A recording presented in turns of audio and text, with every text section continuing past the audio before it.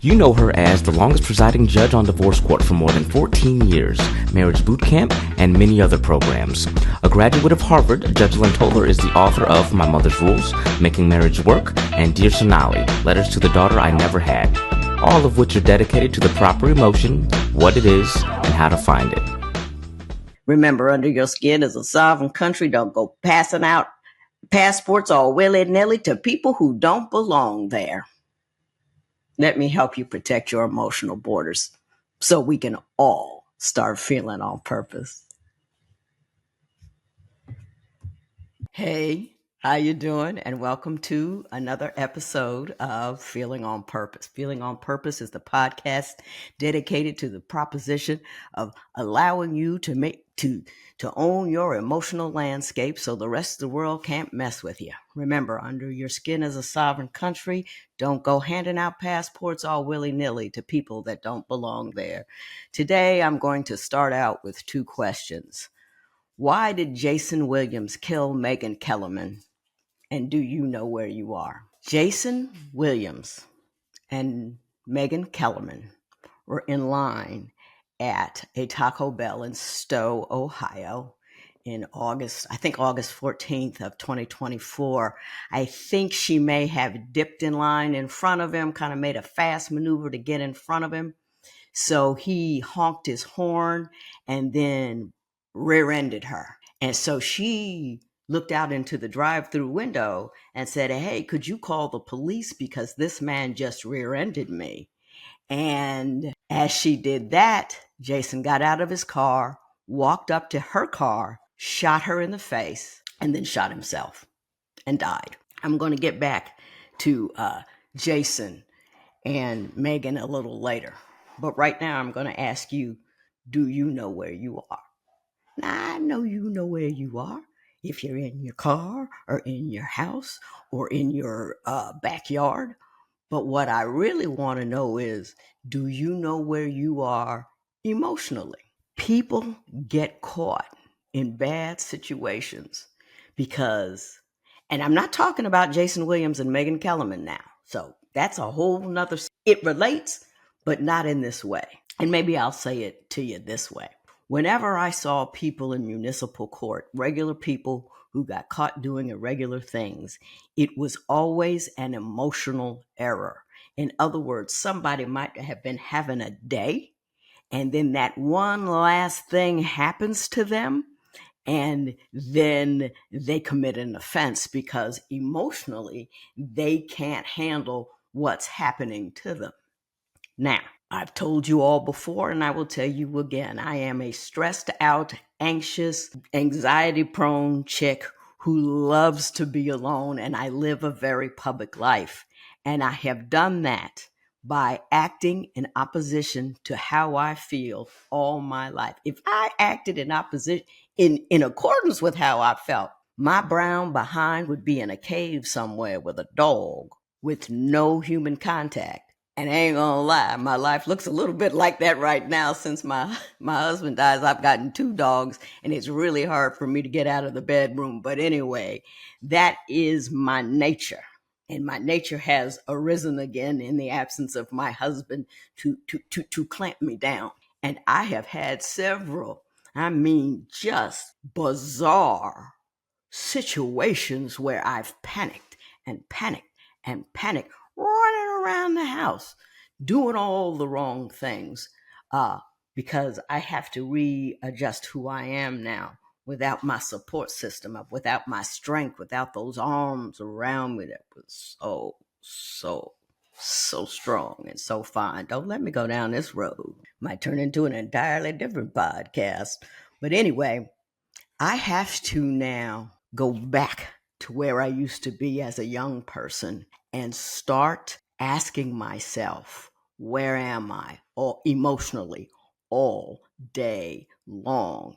Because I have lost a certain center of my life, and now I have to do that again. And my thing is, we should all do that. If you know where you are emotionally, those things that come at you, you have an opportunity to receive them in a manner that doesn't allow your emotions to let you do the wrong thing. So you have enough of a pause to get in there and figure out, hey, am I responding appropriately to this circumstance, or am I having an emotional moment born of other things? Having had the opportunity to redirect my emotionality as a function of knowing where I am and having to do it again, I figured out some things that help you do that kind of thing. Now, I contend that our emotionality these days has become an urgent concern. It's just an urgent concern. We are acting up, acting a fool. I think COVID threw us on the ground, punched us, kicked us, threw us around, choked us a little bit, and I don't know if we've recovered yet. We're still bleeding. Our eyes are still black, and our noses are still bloody. But our emotionality has gotten so much ahead of us. Not only that, but then you have social media, rage bait. Everybody is amping you up. And when you get amped up and all of those chemicals come out, the cortisol and the adrenaline and all of that kind of stuff, they're not targeted. It's not like targeted gene therapy. They're just in your body. And everywhere you go, if they're already released, they're out there. So you could have a response to A while you're talking to B, and B had nothing to do with why you feel that way about A. Yet B ended up getting the business end of A's wrong in your direction, if you get what I mean. So what do? I mean, how do you find out where you are all day long? When I was first embarking on my where am I journey, I used a mirror. Every time I saw a mirror, I had to go look in it and say, how you feeling and why you feel that way. And I'm going to tell you deeper still, I said it out loud. I give things voice, because when you say it out loud, it takes more solid form, and it's more definitive, and it's something you have to do. You can look at a mirror and think you're thinking about it, but if you look in a mirror and say to yourself, how am I feeling? What's happening? And why do I feel that way? And then answer yourself. Don't worry about what the rest of the world's thinking. I was in a parking lot one time. I talked to I you think your way through your day, right? And when I think, I talk. And I was walking in a parking lot. I was a sitting judge in Cleveland Heights at the time, and some man stood right in front of me, and I said, "What's up?" And he said, "You talk to yourself like you have somebody with you." And I said, "I do have somebody with me. I'm here." But anyway, that's what I did. I looked in the mirror and I gave it voice. Now, I don't know you. I don't know how many mirrors in your house. I don't know if you like looking in a mirror, if you don't like looking in a mirror. And I want to make this very, very clear. I'm selling process and procedure here, and I'm passing out ideas. You can incorporate them or figure them out in any way that you choose, but I'm not going to get up here and speak definitively like everybody else. Men are this way and women are that. I'm not doing all of that, because I don't know you, and I don't know what your tendencies are. But I do know what I've seen in the thousands and thousands and thousands of people that I have seen on the bench, not only in Cleveland Heights, but also on divorce court. And it's not easy. In fact, it's impossible to give blanket advice about most things, because something that would work for my sister wouldn't work for me. But that's what I did. I looked in the mirror. Now you can have any other triggers that you want to. Every time you pick up a cup of coffee, if you're a coffee drinker all day long, every time you smoke a cigarette, even though you oughtn't be smoking cigarettes, you and I both know to do that, or pick up a vape pen. Maybe, I heard people vaping and smoking all day long these days. But anyway, I was on marriage boot camp. Well, anyway, let me not go there. But anyhow, whatever you do on a regular basis that is somewhat evenly distributed throughout your day, you ought to incorporate in that a moment to ask yourself, where am I emotionally? Where do I need to be? Did my husband come home, say some raggedy crap to me, and I'm upset about it? Did my boss give me a whole lot of who shot John and I don't need it? And now I'm home and my husband's asking me for something entirely reasonable, but it irritated me. That's what I'm asking you to do, is to make sure you know where the mad's supposed to go. And you can do that by deliberately walking yourself through the day in a way that you constantly check in with yourself. I didn't have to check in with myself for decades because I got it together enough where I could do it as a matter of course. But I realized last week, because my husband is gone, I'm going to have to start that all over again because I don't feel safe anymore. And I've had a few emotional outbursts that were inappropriate. So I have to get out there and fix that. It all takes practice and planning. You have to do it before, everybody, you get into an emotional situation, you get into a roadway situation, somebody at the grocery store driving you crazy, got 99 items, got to put 10 back, that used to drive me crazy. And what you have to do is practice understanding where you are, knowing how you feel on any given day. So when you're out and about and something hits you, and it ain't got to be much. I got flipped the bird the other day driving. I didn't even know what I did wrong. And I always apologize. My bad, because I don't know what anybody's doing. I don't know what anybody's got on, but it's just, it's scary out there.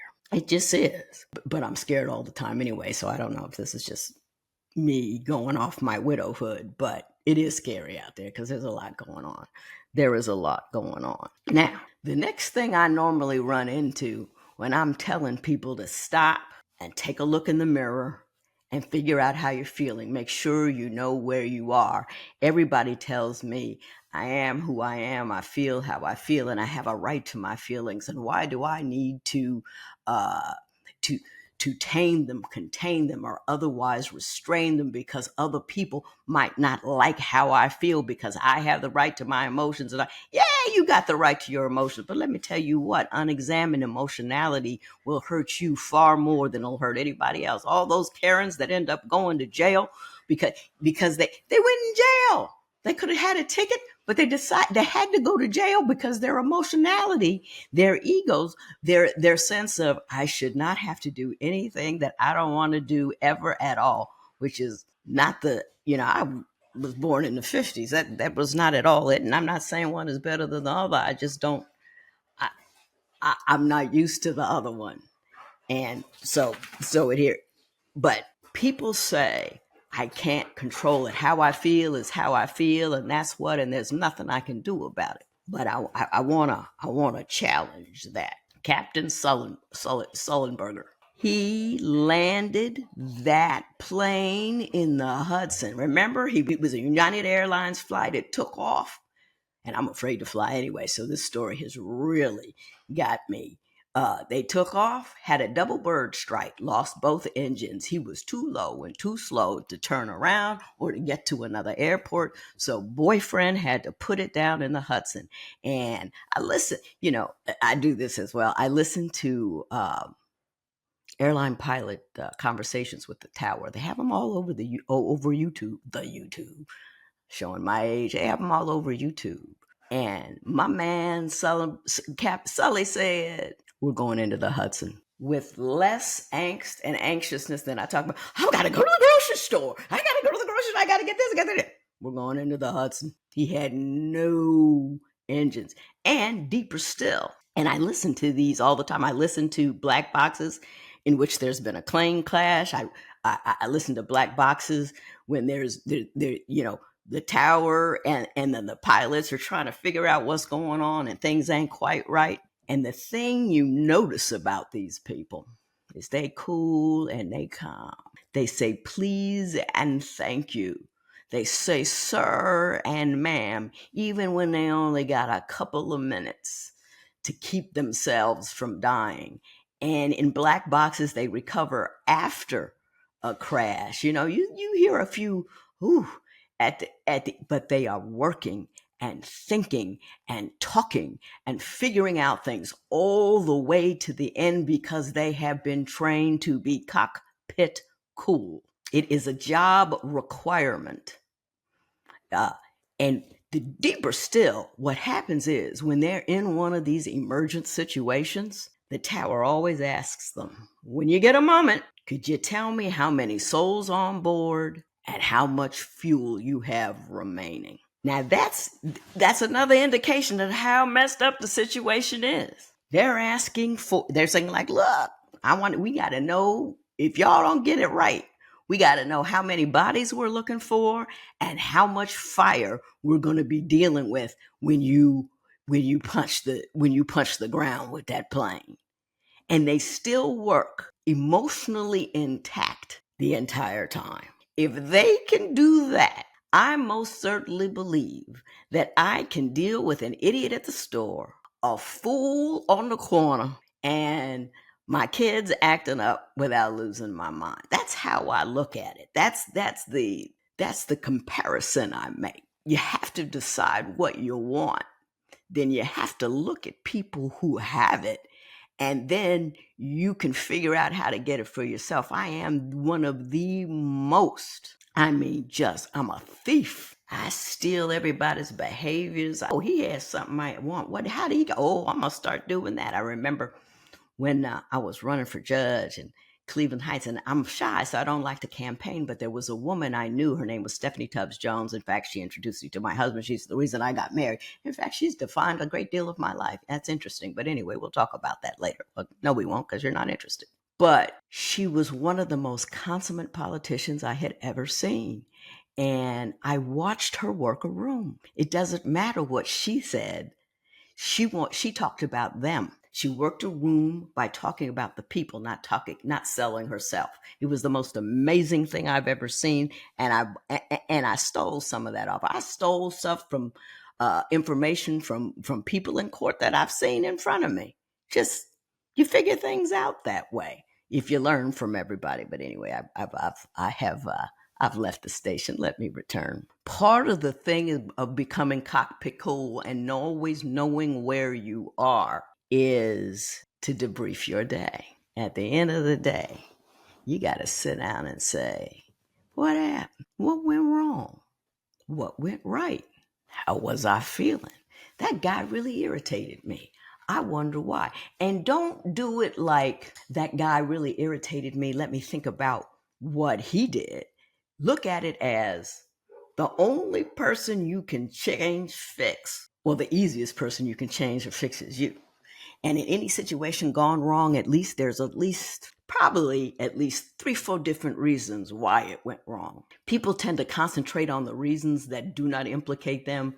I never do. If there are 100 reasons something went wrong and 99 of them didn't have anything to do with me, I ignore the 99 and concentrate on the one. It's like if somebody's pushing you towards a cliff, push, push, push, and they push you 99 times. But it's 100 feet, 100 steps off that cliff. I ain't taking that last step. I'm not going to jump up and down in angst and anxiety because I got pushed to the edge, because I'm going to be the one who falls over the edge.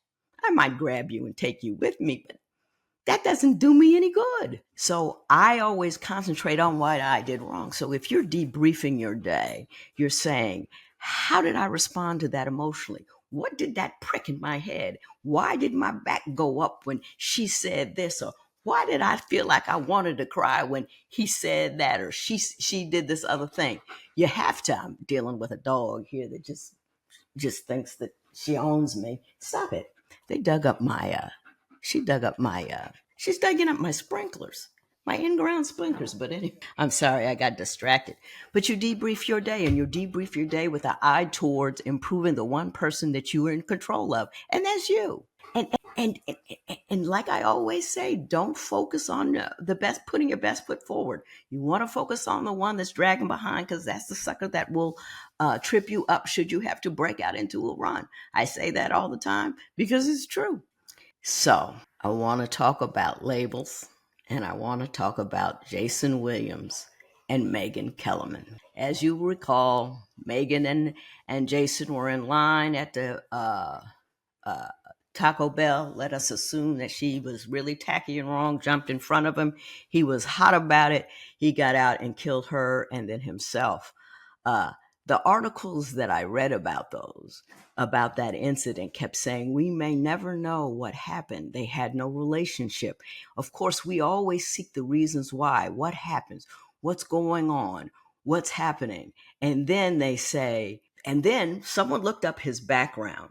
And this is what the record said. Jason Williams, Summit County Court record show, not Summit County, that was right next to my county, Cuyahoga County, show he was arrested in Hudson in March for OVI, operating a vehicle under the influence, open container, and improper handling of a firearm in a vehicle. He was terminated from the alcohol monitoring program Oriana House for failing to show up. And it said, we may never know why he did what he did. And then they said he was suffering from a crisis, and that's where we're going to leave it. I hate it when we label and leave. We should really wonder about Jason Williams, what happened and why. We may never find out, but I think we all have the capacity to get it very, very wrong with very small impetus. If you don't know where you are and your life has become something that emotionally you are not in charge of. Now, he might have had mental health issues, which I think people ought to look at. He might have had just irritation issues, which people ought to look at. But if nothing else, don't label him as other. Label him as potential. More and more, we're having all of these outrageous, unexpected, killings and shootings and road rage and all of that kind of stuff. You can't fix other folk. We can work on it as a community, as a society.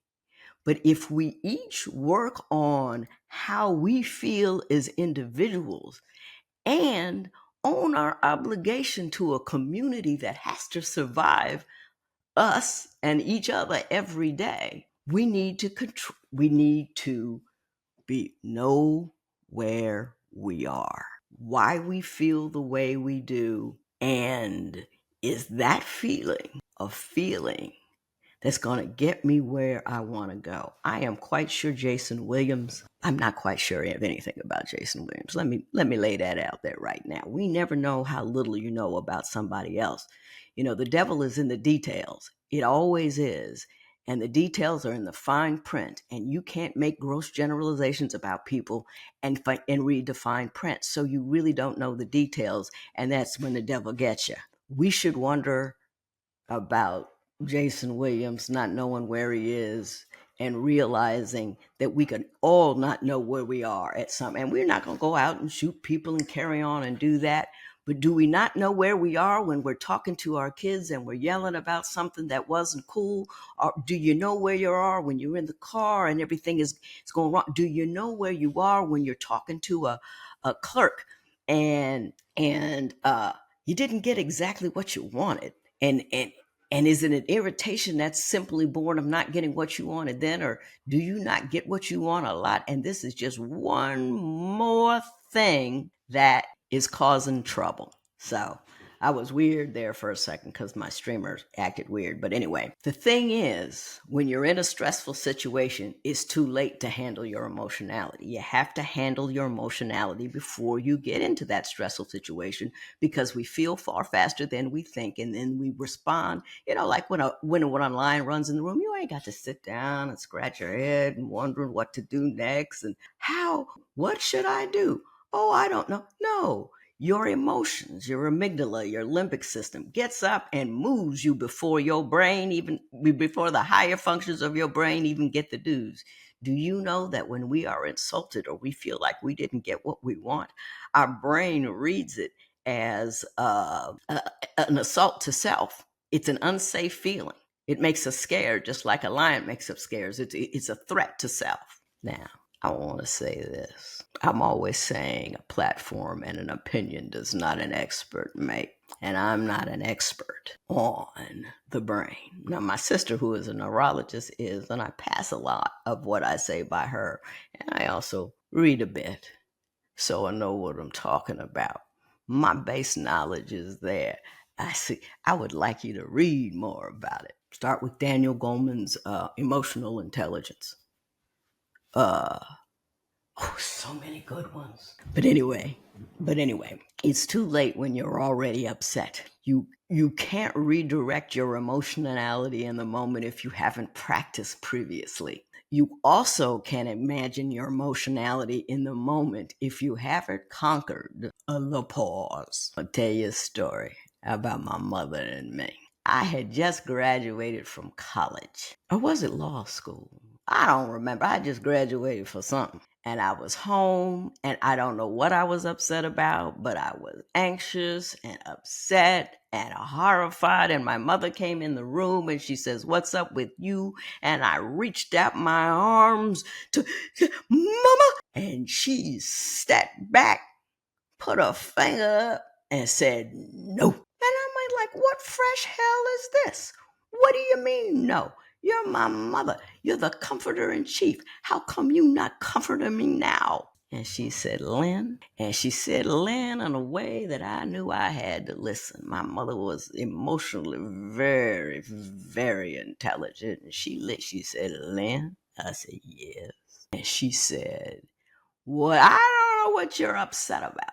But whatever it is, panicking will not help. Won't let you do it. Stay calm. Tell me what it is." Mom was making me pause. It's something you have to practice. So anytime you're out and about and something just jumps up your back, take a pause for the cause. And I don't know what you're going to do. It's easier to pause when you have something to do. If you have sometimes I pause and say, that's a fair move because I'm fearful all the time. And that's what the pause does for me. Or I have to pause and do something. I have to pause and make a call. I have to pause. But you have to make the pause a habit. And you can't do it when you're first getting excited. You got to learn how to pause for the cause at any time, in any way. Do you see my dogs gathering behind me? I don't have much time left. So let me say this to you. I hope you're well. Practice your pause. Make sure you know where you are. And I wish you peace. I wish you joy. If you can't get there, I wish you peace. And if you can't get there, I'll simply ask that you try not to hurt anybody. Get out there and act like you have some sense, because we're all trying to feel on purpose.